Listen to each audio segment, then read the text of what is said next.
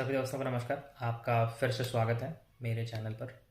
अब आज की इस वीडियो में मैं ये डिस्कस करूँगा कि अब जो ये सीजीएल के सिर्फ सीजीएल 21 का जो प्रीलिम्स होने वाला है उसमें सिर्फ 30 डेज बचे हैं। तो अब आपको क्या नहीं करना चाहिए, क्योंकि क्या करना चाहिए वो तो आप करते आ रहे हो। अब आखिरी के कुछ दिन बचे होते हैं एग्जाम में, तो ये जानना जरूरी होता है कि क्या नहीं कर सकते हैं, ताकि आप वहाँ से समय बचाएं और जहाँ देना चाहिए वहाँ दे के इस आखिरी महीने को अच्छे से यूटिलाइज़ करें।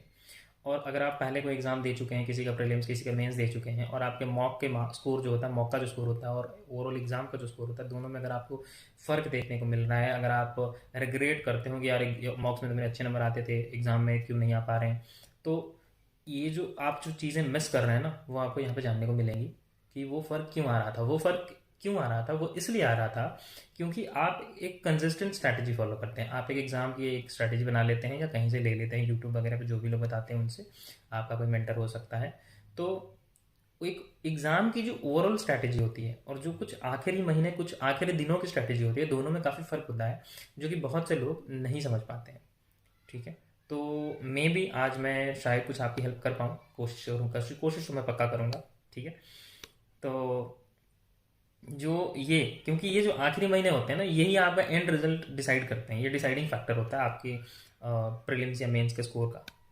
तो अब क्योंकि ये वीडियो जो है ना, अगर आपको एंड तक देखनी है, और आपको देखनी भी चाहिए, देखने के बाद अगर आपको कुछ भी लगे कि हाँ कुछ सीख के गया हूँ मैं आज, तो इसको लाइक कर दें और चैनल को सब्सक्राइब कर लें, ताकि मुझे भी मोटिवेशन मिले आगे कुछ डालने का, है ना। आगे मैं थोड़ा और मेहनत करूँ। और अगर आपको लगे कि आपका कोई दोस्त है कांटेक्ट में, कोई ग्रुप है आपके पास, आप जहाँ पे ये वीडियो शेयर कर सकते हैं और लोगों की भी हेल्प हो सकती है, तो आप ये ज़रूर शेयर करें। उसके लिए मैं आपका हमेशा आभारी रहूँगा। Thank you. तो चलिए ज़्यादा समय नहीं लेते हुए शुरू करते हैं, और सबसे पहले बात करेंगे जीएस पे। GK, GS, GA, what ever कह लीजिए आप जो भी। ये आपके प्रीलिम्स में 25% वेटेज रखता है, और ओवरऑल सीजीएल में सिर्फ 7% वेटेज रखता है। 700 मार्क्स का टोटल सीजीएल होता है और सिर्फ 50 मार्क्स का ये आता है। तो इसका बहुत ज़्यादा वेटेज नहीं है। आप प्रीलिम्स में जो मैथ और इंग्लिश पढ़ते हैं ना, वो मैथ्स इंग्लिश आपके मेंस में भी काम आता है। इंग्लिश तो आपको टीयर 3 में भी साथ देगा, लेकिन जो रीजनिंग है और जो ये जनरल स्टडीज़ है, ये बहुत ज़्यादा नहीं है, सिर्फ प्रीलिम्स तक है। तो इसको उतना ही समय दें जितना ये डिजर्व करता है। ठीक है। तो सबसे पहले बात करेंगे, दो दो तरह के लोग होते हैं। एक वो होते हैं, अभी 1 महीना बचा है, तो कुछ लोग होंगे जिनका सिलेबस कंप्लीट हो चुका होगा, और कुछ लोग होंगे जिनका सिलेबस अभी कंप्लीट नहीं होगा।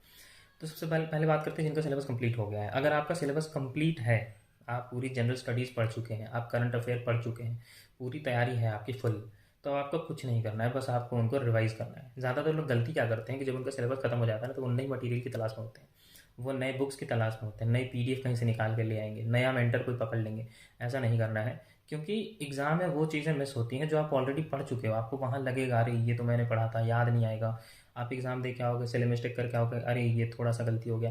वो चीज़ें आपको नहीं करनी है। आपको, अगर आपने पूरा सिलेबस कंप्लीट कर लिया है, तो अब आपको बहुत सिंपल सी चीज़ करनी है कि आपको रिवीजन करना है, और साथ साथ में इस महीने का भी करंट अफेयर कवर कर लेना है, बस। ठीक है। बाकी आपका जो स्कोर है ना, स्कोर तो इसी पे डिपेंड करेगा, क्योंकि प्रीलिम्स के पेपर्स होते हैं कम से कम 7 दिन तो होते हैं। एक हफ्ते भी हो रहा है, 3 शिफ्ट में हो रहा है, तो 21 दिन, 21 शिफ्ट का पेपर हो गया। 21 शिफ्ट का अगर पेपर हो रहा है, तो अब हर पेपर में सेम लेवल का पेपर आता नहीं है।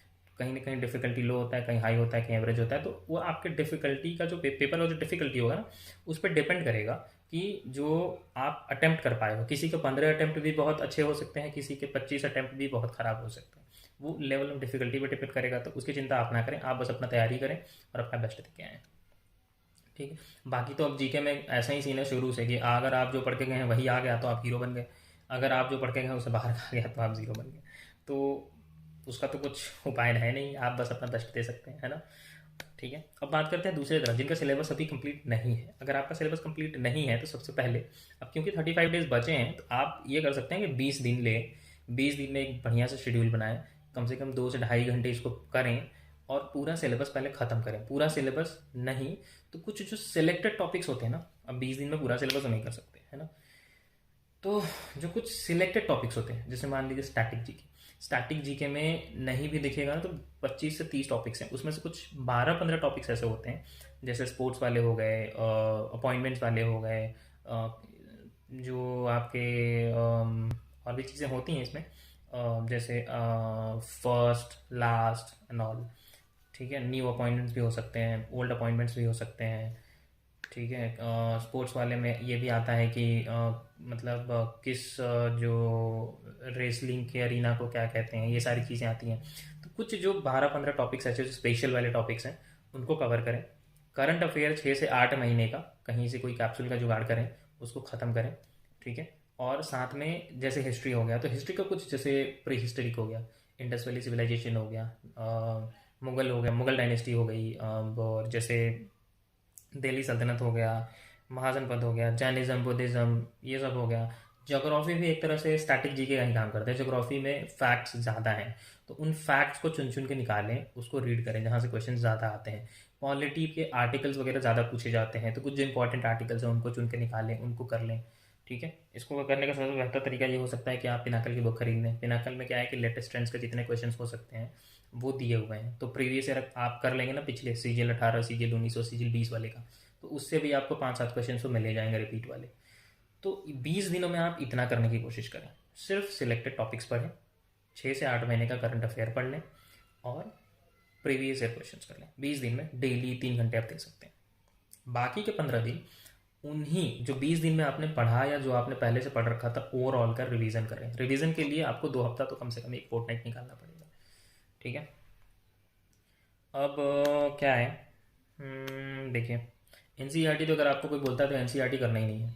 एनसीईआरटी एसएससी के लिए नहीं है। बहुत लोग करते हैं, वो इसलिए करते हैं क्योंकि उनका फ्यूचर गोल होता है कि उनको यूपीएससी देना है, तो वो अभी से एनसीईआरटी पढ़ते हैं, उनको एसएससी में भी बढ़िया नंबर आ जाते हैं, 40 ले आते हैं वो लोग जो कि एक बहुत बहुत बहुत ज़्यादा अच्छा नंबर है जीएस के लिए।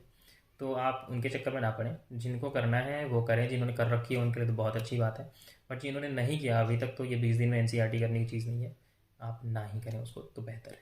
ठीक है, जीएस के लिए तो इतना काफ़ी होगा। ओके, अब बात कर लेते हैं इंग्लिश। इंग्लिश में देखिए 3 चीज़ें हैं, मैंने पहले ही बताई थी। वोकैबुलरी होती है, ग्रामर होता है और रीडिंग कॉम्प्रहेंशन होता है। वोकैबुलरी में प्रीवियस ईयर आपने कर रखी होगी, आप उसको रिपीट करें, जितना रिपीट कर सकते हैं करें। और उस रिपीटेशन में भी रिवाइज जो आप करते हैं, रिवीजन में भी ना कुछ चीज़ों पे ज़्यादा ध्यान देना होता है। जैसे मिसपेल्ट वर्ड्स होते हैं। मिसपेल्ट वर्ड्स ऐसा लगता है हाँ ये तो आता है, लेकिन एग्जाम में गलत हो जाता है, सिले मिस्टेक्स हो जाता है, अरे ये यार कितना ईजी था ऐसे करके। तो मिस स्पेल्ट वालों को ज़्यादा अच्छे से फोकस करके रिवाइज करें। जैसे कुछ जो प्रेपोजिशंस होते हैं, प्रेपोजिशंस पे अगर आप लास्ट टाइम पे रिवाइज करके नहीं जाएंगे तो वहाँ कन्फ्यूजन हो जाता है। जैसे और भी चीज़ें होती हैं, जैसे एंटो और साइनो। बहुत लोग, मैं एक चीज़ बताते रहा हूँ, बहुत लोग ये बोलते हैं ना कि एंटो और साइनो पढ़ो। अब सेम चीज़ एंटो में भी आ सकती है, सेम चीज़ साइनो में भी आ सकती है, और अगर आप रट के गए हैं ना तो पता चला आप साइनो पढ़ के गए थे, वहाँ एंटो में आया था, आपने मार दिया, गलत हो गया। ठीक है, तो मैं ये सजेस्ट करता हूँ कि एंटो को पढ़ें ही ना, सिर्फ साइनो को पढ़ें। सिर्फ साइनो को पढ़ेंगे तो क्या होगा कि आपके पास फैक्ट्स रहेंगे कि हाँ इसका सिनोनिम ये होता है। अगर एंटोनिम भी पूछ देगा ना तो आपको तो पता रहेगा कि एंटोनिम तो आपने पढ़ा नहीं था, आपने सिर्फ सिनोनिम पढ़ा था, तो आप उसको उल्टा वाला मारोगे या नहीं मारोगे, एटलीस्ट सेल मिस्टेक तो नहीं होगा। ठीक है, ओके। अब फ्रेजल वर्ब के साथ भी यही सीन होता है कि फ्रेजल वर्ब एंड टाइम पे लोग भूल जाते हैं, तो उसको भी लास्ट लास्ट तक रिवाइज करके ही जाएं। प्रीवियस के तो हो ही गए, वो करना ही है, और कोई भी नया वोकैब अभी नहीं पढ़ना है। जैसे बहुत सारी किताबें मार्केट में, तो ऐसा होता है कि आखिरी महीने बचे हैं, पहले वाली तो मैंने कर रखी है, ये किताबें खत्म हो गई है, ये नोट मैंने कर लिए हैं, तो कोई नई किताब खरीद रहा हूँ, ऐसा गलती मत कीजिएगा। सिर्फ रिवीजन करना है, ठीक है, और प्रीवियस ईयर्स करने हैं। दूसरा चीज़ है ग्रामर। ग्रामर में अभी तक आपने जो कर रखा होगा उसकी नोट्स बना ली होगी, नहीं बनाई होगी तो अब बना लीजिए, क्योंकि एग्ज़ाम के दिन एक ऐसा रूल बुक आपके पास होना चाहिए कि एग्ज़ाम अगर आज है तो कल, मतलब एक दिन पहली बारी रात को बैठ के 2 से ढाई घंटे में पूरा रूल बुक रिवाइज कर सके, पूरा जो रूल्स होते हैं इंग्लिश ग्रामर के वो रिवाइज कर सके। और जो मेन फोकस पॉइंट आपका होना चाहिए वो है एक्टिव पैसिव वॉइस, नरेशन। ठीक है, इन ये 2 चीज़ें ऐसी हैं जिसमें फुल स्कोर होता है अगर आप थोड़ा भी रिवीजन करके गए हैं अच्छे से, तो क्योंकि वही सेम रिपीट क्वेश्चन आते हैं। ठीक है, अब कुछ जैसे स्टैंडर्ड क्वेश्चंस भी होते हैं, है ना, जो रूल पे बेस्ड होते हैं, उनको भी कर लेना है। अब रीडिंग कॉम्प्रहेंशन पे अगर आते हैं, रीडिंग कॉम्प्रहेंशन में अगर आप न्यूज़पेपर्स वगैरह पढ़ रहे हैं पहले से ही, तो उनको पढ़ते रहें, लेकिन छोटा करते हैं। अगर आप 1 घंटा पढ़ते थे तो 15 मिनट पढ़िए, क्योंकि अब इतना समय नहीं है। ठीक है, दूसरी चीज़ है, अब इसमें 2 चीज़ों पर फोकस ज़्यादा करना है, पीक्यूआरएस और क्लोज टेस्ट। पीक्यूआरएस अगर आप फोकस करेंगे, अगर आपको पीक्यूआरएस बनाना आता है, बहुत बढ़िया से आप सीख गए हैं, रिविजन करके गए हैं, तो पीक्यूआरएस में आप फुल स्कोर कर सकते हैं। और सेम थिंग इधर है, पीक्यूआरएस तो हो गया। क्लोज टेस्ट भी अगर आप आखिरी आखिरी समय तक प्रैक्टिस नहीं करेंगे ना तो दिक्कत हो जाती है लास्ट में। ठीक है, और वो रीडिंग से वैसे भी ठीक हो जाएगी, तो 15 मिनट की रीडिंग रखें।